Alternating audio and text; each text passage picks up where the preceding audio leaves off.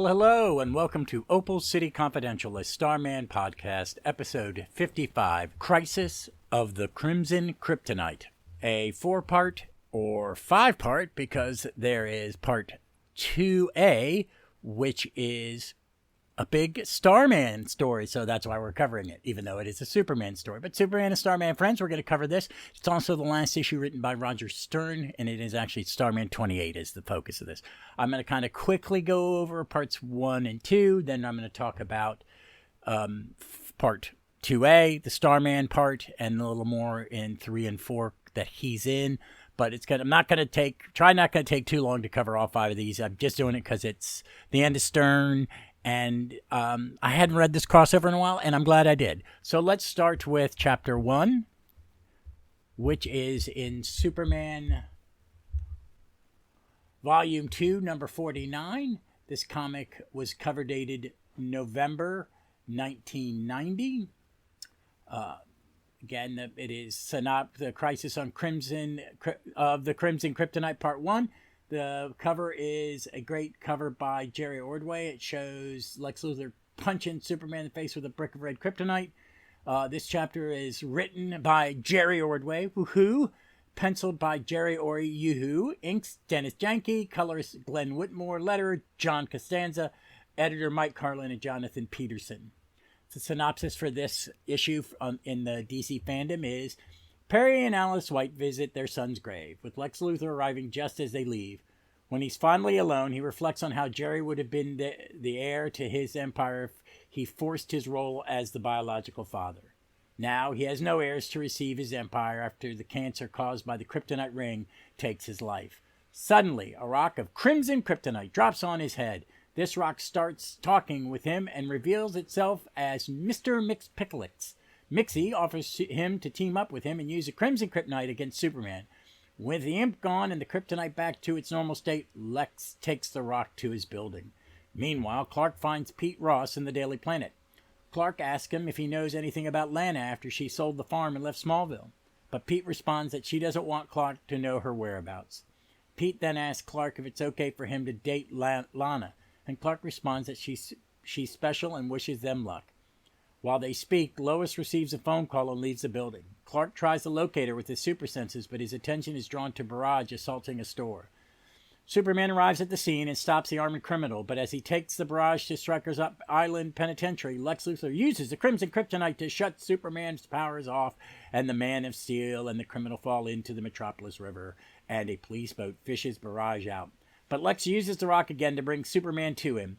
There, Lex takes advantage of the weakened state of Superman and fight hand to hand, but Lex beats the Man of Steel and then kicks him out of the building for everyone on the street to see the defeated hero. Superman changes to his civilian clothes and enters his apartment, and Lois receives him. After Clark takes a shower and changes clothes, Lois tells him that her mother is dying in the hospital.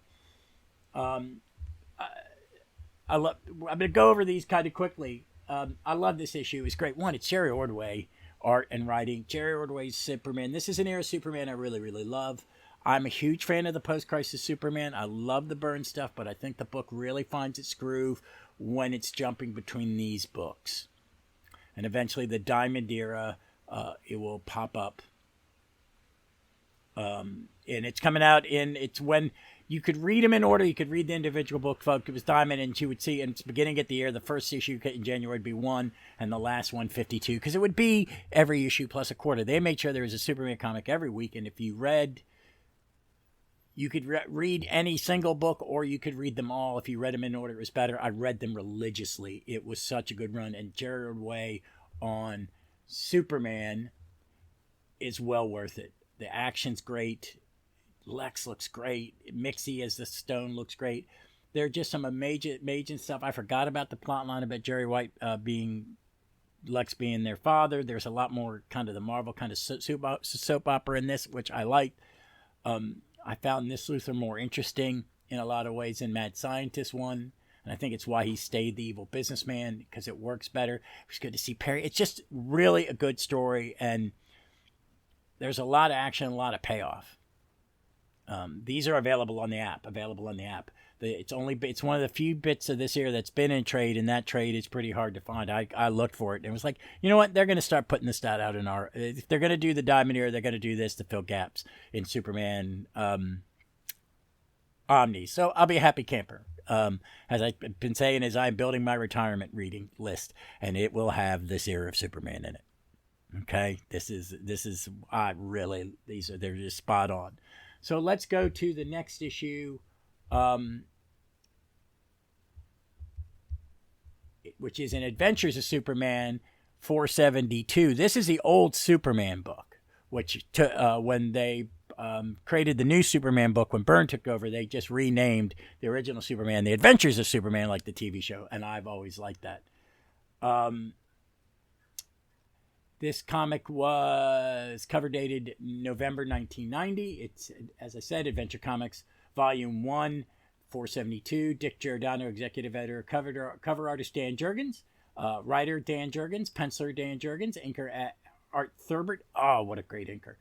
Glenn Whitmore, colorist, letterer Albert Guzman, editors Mike Carlin and Jonathan Peterson.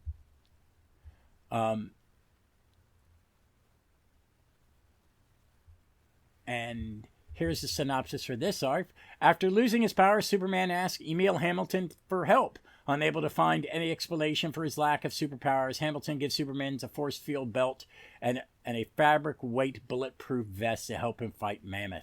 Unfortunately, his belt is quickly broken by Mammoth's attack, and Superman is defenseless against him.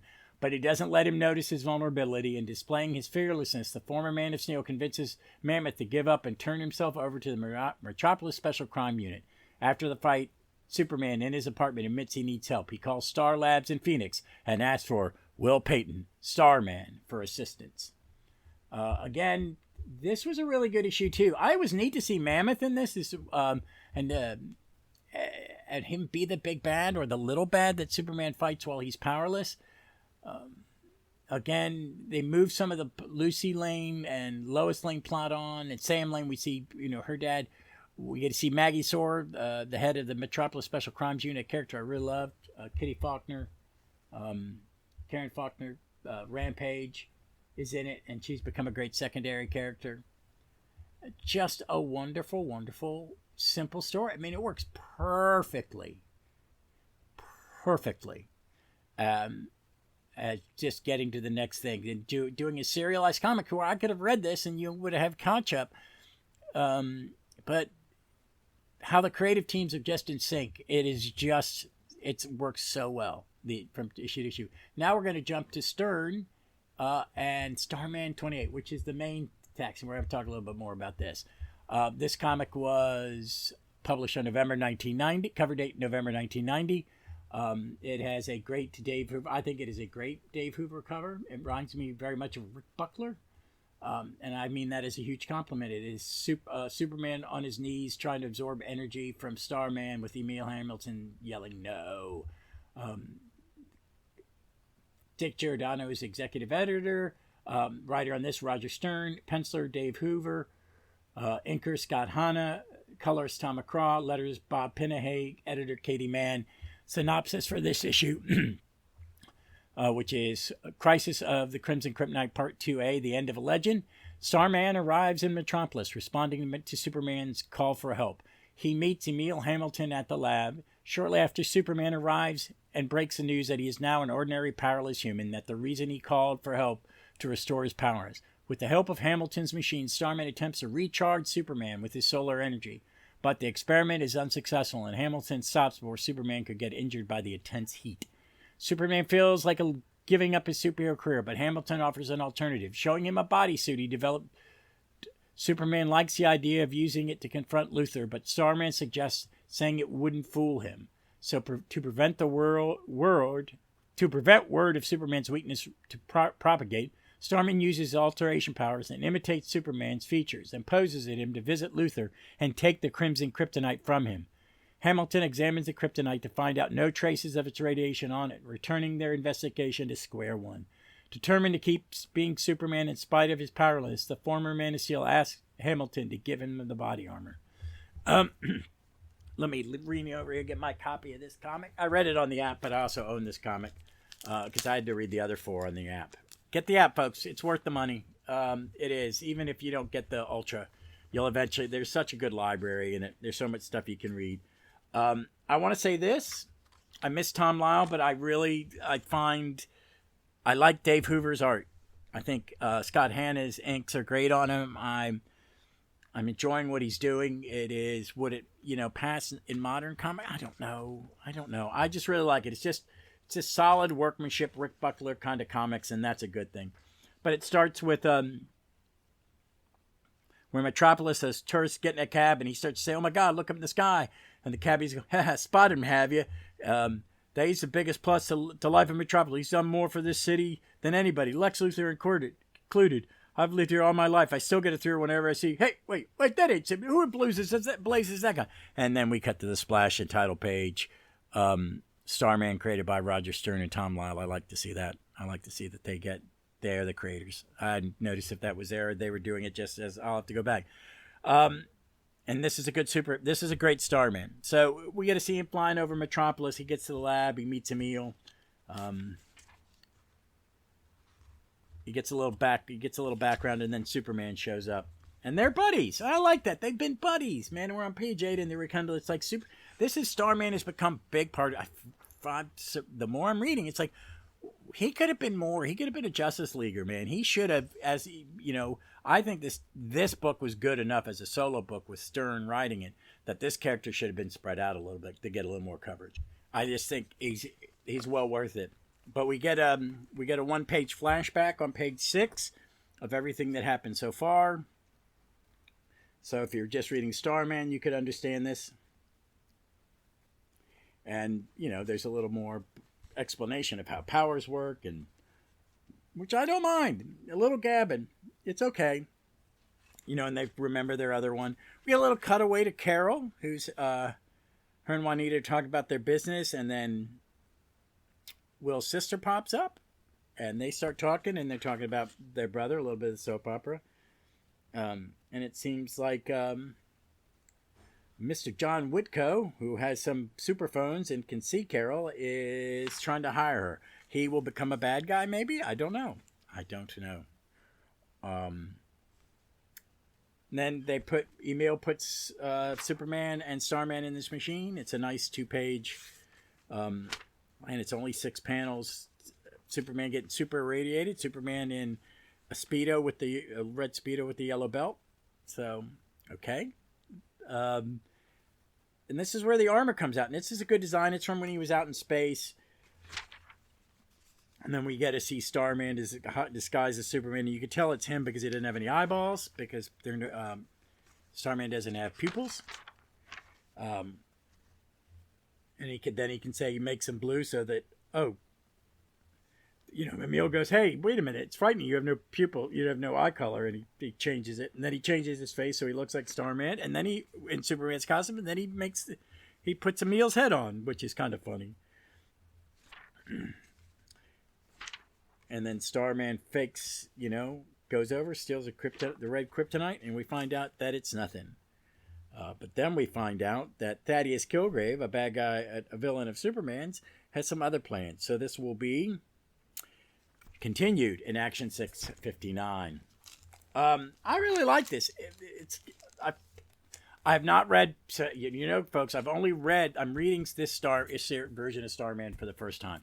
So I don't know what it's like when Roger Stern leaves. But I've got a little trepidation because I'm a huge Roger Stern fan. His Avengers run is one of the greatest. Whenever he wrote anything, I've enjoyed it. And I've really, really enjoyed this. Really, really enjoyed this. So this is his last issue. And I'm going to go in and read in back issue the great article, do some homework before I do the next Starman. Because I kind of want to read that because they've got some of that background in it. So I want to kind of understand why we had the transition and talk about it then.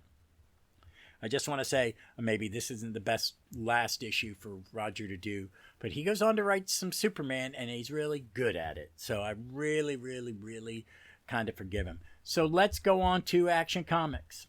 Okay, like I said, this is Action Comics 659. It is cover dated November 1990.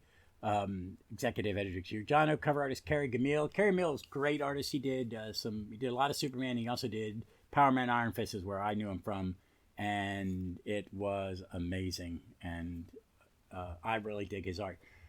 This one is called Krisis of the Crimson Kryptonite Part 3 Breakout. And it is written by the amazing Roger Stern. Pencils Bob McLeod. Inks by Brent Breeding. I had not seen a Bob McLeod comic in a while when I read this. It's been a long time. It was nice to see that. Glenn Whitmore, colorist. Bill Oakley, letterers. Mike Carlin, Jonathan Price, editors. The synopsis for Blackout is such. Superman tries on the armor suit Emil Hamilton built for him, but Starman is still not convinced that the armor will be enough to keep him safe. Superman leaves the lab and changes to his Clark Kent clothes, but Superman uses his alteration powers to pose as Superman again and show the people of Metropolis that the Man of Steel is still around. Lex Luthor is furious to see his enemy parading across the city, thinking his scheme with the Crimson Kryptonite failed. But Mr. Mxyztpik shows up and reveals that this Superman is an imposter and the real Superman is powerless thanks to the kryptonite they used. Meanwhile, Kilgrave orchestrates the takeover of Stryker's Island Penitentiary, demanding Superman to arrive with a trap set for him. Superman hears about this mutiny and heads to the prison, falling right into Kilgrave's trap. Since Starman is not as powerful as the real Superman, he is seemingly defeated. Meanwhile, the real Man of Steel asks for the help of Hamilton, Gangbuster, and Guardian to break into the prison. Wearing his armored suit, Superman confronts and pursues Kilgrave while Gangbuster and the Guardian deal with the men. Kilgrave shoots a rocket launcher against Superman, destroying his armor, and escapes in a rocket ship. Superman latches onto the aircraft, but the speed and the strong winds are too much for him, and he drops, and Starman catches him, letting Kilgrave escape. But back on the ground, Superman feels even more useless. Again, another, man, really action-packed, good Bob McLeod art. Just a lot of fun. I'd forgotten about Kilgrave. I mean, I've not read these Supermans in a while. I really want to do a reread, but I also kind of waiting. You know, they just amount the Verse Triangle era issue or omnibus, and that's going to be coming out later this year, which I'm going to get, and I'm going to read it, and I'm happy, and I've got the Death of and Life of, and I've got the George Perez one, and I've got the 4 Superman ones, but they're gaps, and I really would like to do a reread. But this was just really cool, and the Bob McLeod art I kind of wanted to talk about. So let's not move on for a second so I can talk about them. Well, the splash page, it shows him the Starman taking the kryptonite scene again, and then we cut to Superman in his armor a couple pages later. It's really wonderful. This art is just so clean. It is very appropriate for Superman. It is. Each artist has been different, but they've all there is a kind of house style to how to show Superman in this era. It's great. And I really have always loved Bob McLeod's art, especially when he was a penciler on Teen Titans. I think that is second for me in a lot of ways, and I didn't read it much more. Well, no, I read it when Bagnavi was doing it. I really like McLeod as an artist, and it really suits him well, and he does a great job on all the characters. And there's some really cool stuff with Kilgrave and the prison riot. Just the action-packedness of it. Yeah, he gets Mxyztpik. He's doing Picklix in the Burn style, which is fair. I guess he Tom Turpin. It's just a good, solid comic, and I just really, because I was looking for Gamil. You know, I knew who did the book, and I forgot McLeod may have done some of these, but it's spot on. And it's just wonderful. I just kind of wanted to gush about it. Nothing more super detailed, just me going. Just check it out. It's on the app. On the app again. Always on the app. So the last part is in Superman 50, the 50th issue of this new title that started after the Krisis. It is cover dated December 1990. Jerry Ordway is the cover artist, Dick Jordan, the editor. The writer is Jerry Ordway. The pencilers are Jerry Ordway, Kurt Swan, John Byrne, Kerry Gamble, Dan Jurgens. Inkers, Dennis Janke, Brett Breeding, John Byrne, Jerry Ordway. Colorist, Glenn Whitmore. Letterer, John Costanza. Editor, Mike Carlin. So this was a big double thick book, and it was great. The art was incredible. And I'm going to talk about that a little more. Clark Kent tries to get used to ordinary life using public transportation, going through the day-to-day struggles and watching Gangbuster and Guardian protect Metropolis. Without Superman, he goes to the plant daily, without Superman. Sorry about that. He goes to the Daily Planet where the situation is stressful between the staff. Perry White after Jerry's death. Clark joins Lois to have lunch, and he proposes to her to marry him, to which she answers she needs time to think about it with everything that's been going on with her mother's illness. Suddenly, Lex Luthor calls Lois to ask her to write his biography with Lois rejecting his proposal. Lois takes the phone and tells Luthor he has a Crimson Kryptonite and will give it to him if he gets a story in exchange. Clark then goes to LexCorp with the Crimson Kryptonite, and Lex takes it from him. But before kicking him from the building, Lex tells the reporters that the Kryptonite was given to him by Mxyztpik. But Luthor doesn't realize that he's violating the rule he had with Mr. Mxyztpik, not telling Superman the truth behind the scheme. Thus, Superman gets his powers back. Mxyztpik appears and reproaches Luthor for breaking this rule. The imp confesses his scheme to Superman and tells him that if he punches Luthor, he'll leave this dimension. Superman refuses and flies away. Mxy transforms into a big creature made from a bit of Lex skin, so Superman punches him, and the imp returns to this dimension. Everything goes back to normal in Metropolis and the world, and the word of Superman's return is made public. Clark visits Lois at the hospital where her mother has recovered from her illness, and he repeats his marriage proposal. This time Lois says yes. Happy end. So that was a real nice ending for this thing, Lois' proposal. We're getting to the point where they get married. She finds out he's Superman. All the great stuff that was done in this era. We had a nice mix of artists, and that last issue was just a smorgasbord of the people that was drawing it, and a little Kurt Swan, which you can never go wrong with a little Kurt Swan. I love Kurt Swan. He is my Superman artist. He will always be my Superman artist. And I'm gonna say this honestly, and I think Wayne Boring is second, and then Byrne, and then others, but they're my go-tos. I really do like the look of Silver Age Superman, Wayne Boring and Kurt Swans. So, but it's a great story, nice happy ending. It ties up some plots, the soap opera that's going on in the overall Superman universe, which was a joy to read. But this is a Starman podcast, so I thought Starman issue was perfect. It was right in the middle. It showed what a great hero Will is becoming, that he's a member of the big leagues, that Superman sees him as an ally, and it's great and nice, fun stuff. And I'm gonna miss Roger Stern. We'll see. So that's it, folks. So next week is me and Dave Steele talking Times Past, and it is a Michael Thomas Disco Starman story, and we had a blast talking about it.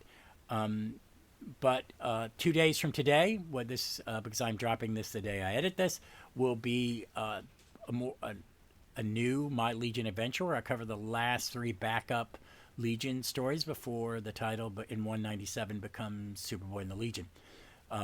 Which is kind of cool because that's going to come back. It's been a while since I talked about that because I have covered that issue, but I'm going to talk about these last 3. It's Dave Cockrum art, and some of the writings. I think the writing's better, and I've enjoyed them. So I'm looking forward to that. And then this weekend will be episode 99, which I do not know what it'll be, and then 100, which I'm trying to think of a special topic and maybe some guests. So just let me know what you think.